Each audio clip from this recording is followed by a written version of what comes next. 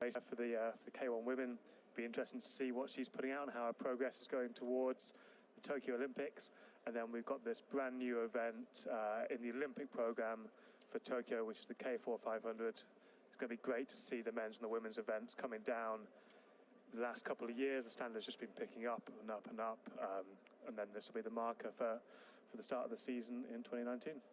And again today, we've got quite a strong tailwind out there on the course. We had some fast times, but I think some athletes found it tricky yesterday, didn't they? Yeah, it's fast-ish. So it's not slow and you're getting pushed down the course, but the waves, it's enough to slow you down. So the times, we haven't seen any world record-breaking times. It's a real balance, and then it is, as you say, quite tricky in the conditions.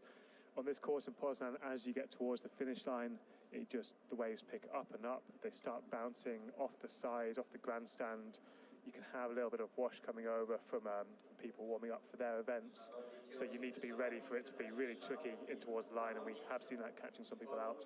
Well, the first race we have today will be the final of the women's C2 500 metres. You can see them lining up at the top of the course, ready to get themselves in their buckets. And that in lane 6 is the formidable Canadian pairing of Laurence Vincent-Lepointe and Katie Vincent.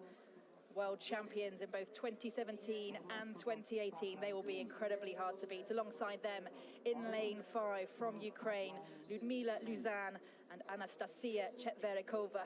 They were bronze medalists in the under-23 European Championships last year. They're out there in the red boat, lining up in lane 7. That's the Chinese pairing of Ma Yanan and Sun Meng Ya. In lane 8, we have Karen Rocco and Maria Milliard from Chile.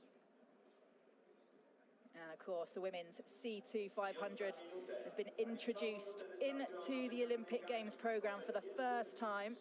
That's something to look forward to, making its debut at Tokyo 2020 in 18 months' time now. So really, really fast approaching that one. Out in lane 1, we have the Poland crew of Sylwia Szczebinska and Dorota Borowska, and they are ready and in the buckets and ready to go.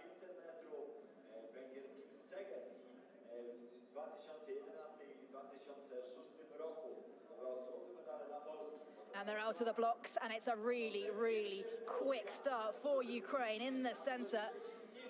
And in the blue and yellow boat there already, China's Ma and Sun there dropping back. Big paddles going in now, big strokes going in from the Cuban crew in lane 4. But just edging forward is Canada's Vincent-Lepointe and Katie Vincent. Gold at both World Cups last year and already going well. Johnny? Yeah, they look really controlled already, don't they? And they timed the start to perfection, whereas the Chinese, who are potentially their big rivals, they had a really big showdown in Szeged last year. The Chinese didn't start so well, so they're going to have some work to do. But still, Ukraine are keeping the pressure on Vincent-Lepointe and Vincent of Canada. Can that Canadian pairing hold them off? Laurence Vincent-Lepointe won gold in the C1 200 yesterday. Vincent followed very closely with the silver. And they're just coming through the 250-metre mark, just less than halfway to go.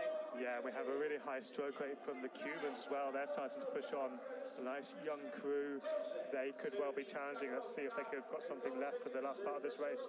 Well, Johnny, you mentioned that rivalry between China's Ma Yanan and Sun Meng-ya and Canada. Although they had a very poor start, China are really starting to ramp up the power now. You can see their stroke rate really lifting and starting to close down that gap on Laurence Vincent-Lepointe and Katie Vincent. Ukraine are still very much there and in contention for the medals. This is going to be a really close last 100 metres. They're into the red buoy area now. 50 metres left to go. Canada are stretching their lead out now. China chasing. China in the silver medal position. Ukraine still there with the bronze. Can Germany or Cuba close them down? It will be Canada who will take silver. China finish second with Ukraine in the bronze. Oh, then we have some swimmers there from the German paddlers. We had a person exiting from the front of the boat, but that was an exciting race, and the Canadians have really stamped their authority on that. So a second gold medal of the weekend for Canada's Laurence Vincent-Lepointe. Gold in the C1 200 yesterday, and now gold in the women's C2 500 metres. and you can really see how those two female paddlers will have their eyes firmly set on canoe racing's debut for women at the Olympic Games in Tokyo. Yeah, and you see that start again from the Chinese. That's really cost them any chance of challenging the Canadians in that race. Once they got out front, they controlled it well, and then when they came into the tricky water towards the finish, they were just able to hold it together with that knowledge that they were already, a good amount of boat length ahead. Interesting to see different styles in the K2, in the C2, because Canadian pair both paddle on the same side, both paddling on the left, as I think most would try and pair up their athletes with one paddling on the right and one paddling on the left, but a whole boat length ahead. Canada. It's a fantastic result for them. And Johnny, can you tell amongst the athletes that there's an increasing excitement for women's canoe boat racing now? Oh, absolutely. I mean, every time it's getting tighter. The Canadians, they have been races where they've been way out front, whereas now, if they make a mistake, there's going to be other people there to challenge them. It's probably the fastest improving race, I'd say, across the whole sport as we go in towards Tokyo, and I think it'll even progress throughout the season. And it's getting closer and closer every time. Such a competitive race there, over 500 metres for the C2. We'll hopefully have an official result very soon, but as we saw it was Canada with the gold, China with the silver, and Ukraine taking the bronze medal. Yep, and that young, German and Cuban crews, they're kind of within touch. So there's just this younger cohort all across the board coming forwards now. And there we have the final